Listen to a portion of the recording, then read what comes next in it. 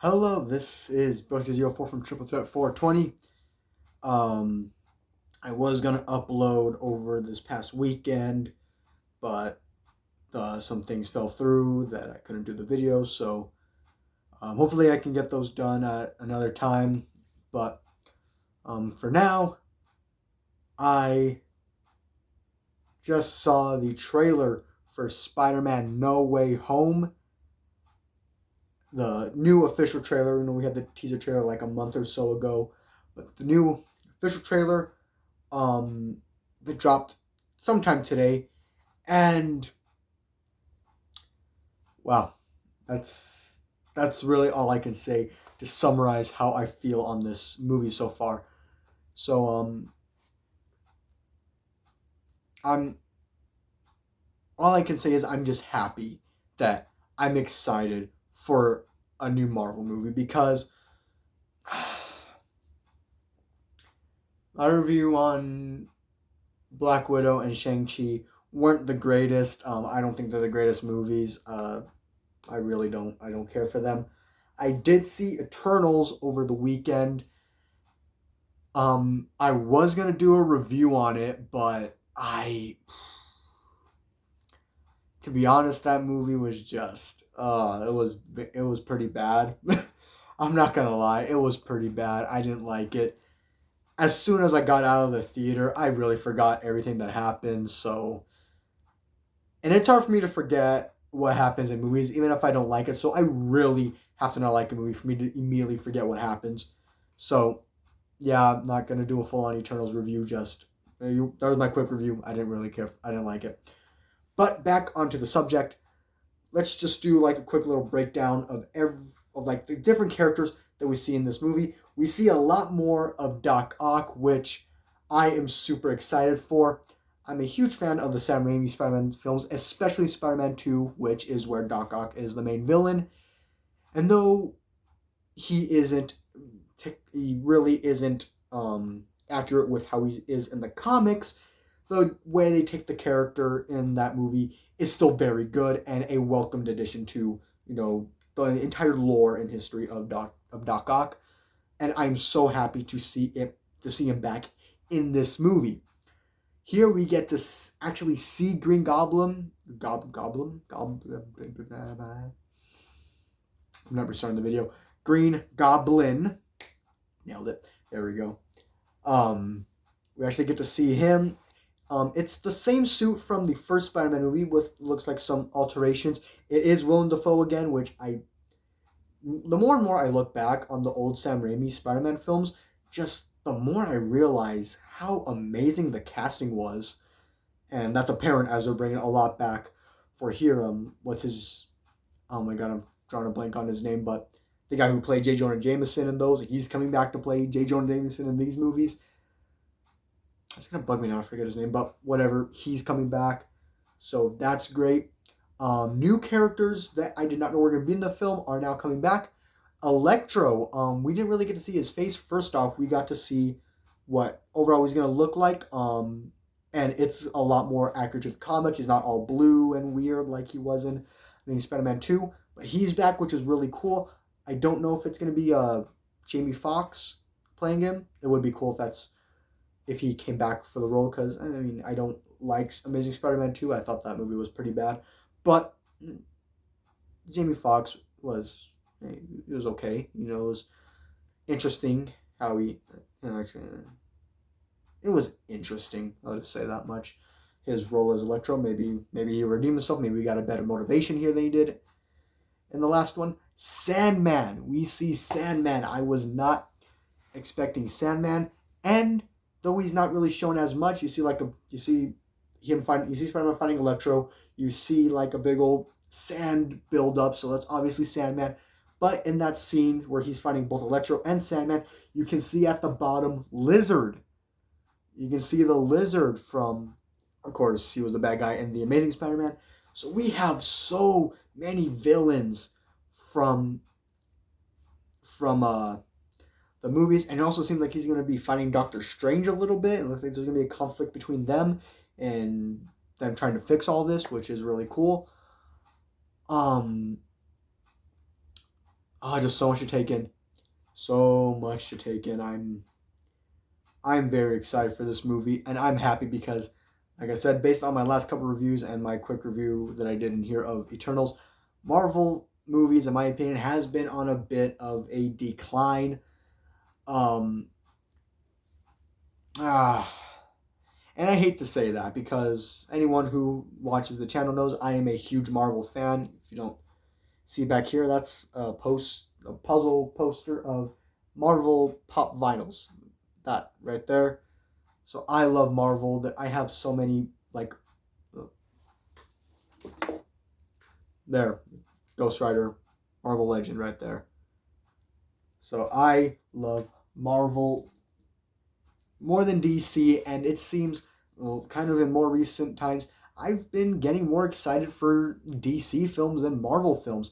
I'm actually pretty excited for the new Batman film. The new trailer for that dropped a couple weeks ago. That looked really good. Still, iffy on what's his name, Robert Pattinson as Batman, but I guess I'll give him a fair shot. That's only fair.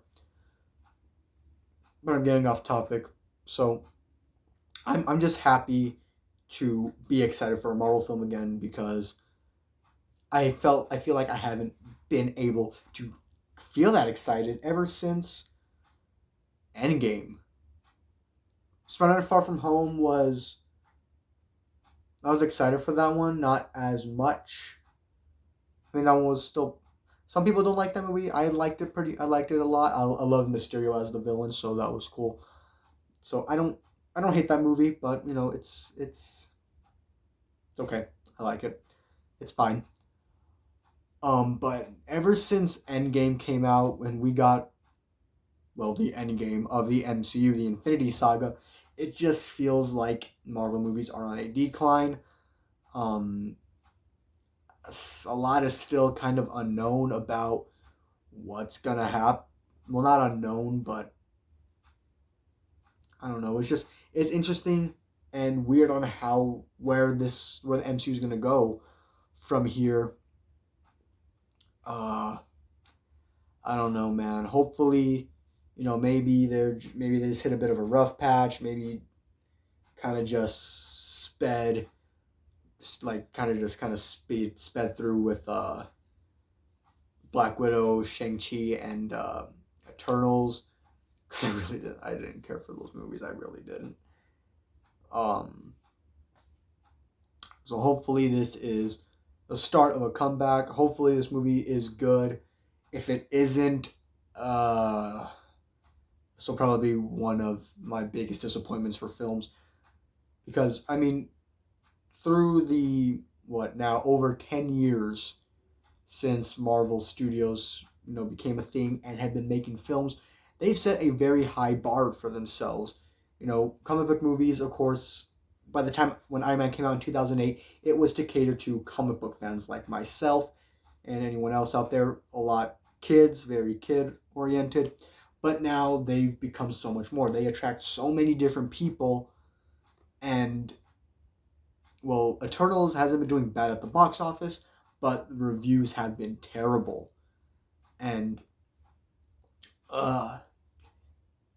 reviews for Shang-Chi weren't that great. Reviews for Black Widow weren't really good. So, of course, you're now putting out more bad films. You're going to lose those casual viewers, and that's going to lose a lot of money. So, I hope Spider-Man is obviously a big enough name that is arguably Marvel's most popular character. One of my favorite superheroes of all time. I love Spider-Man. So, hopefully this is one that's going to attract a lot of people and do good at the box office. Hopefully it gets good reviews. I really, really hope this movie is good. I need this movie. I need this movie to be good. I need this movie to be good. But if the trailer's anything to go off by, it will be good, and I am super excited for it. If you have not seen the trailer, go watch it. I've already said it looks amazing. Go watch the trailer if you haven't. One more thing I want to add before I sign off. Of course, there are rumors of Tobey Maguire and Andrew Garfield coming back and reprising their role as Spider-Man. There was really nothing that hinted at that in this film, which is pretty unfortunate. Yeah, that's unfortunate, because of course I would love to see that. And with so many villains, you think maybe because there are a lot of villains. Because let's do a quick count. Got Green Goblin, Doc Ock, Sandman, Electro, and the Lizard. It's 5 villains. Now I'm not saying like Spider-Man himself can't take all those on. I mean, that's just one sword of the Sinister Six. So it's not like Spider-Man can't take them all on. But I mean,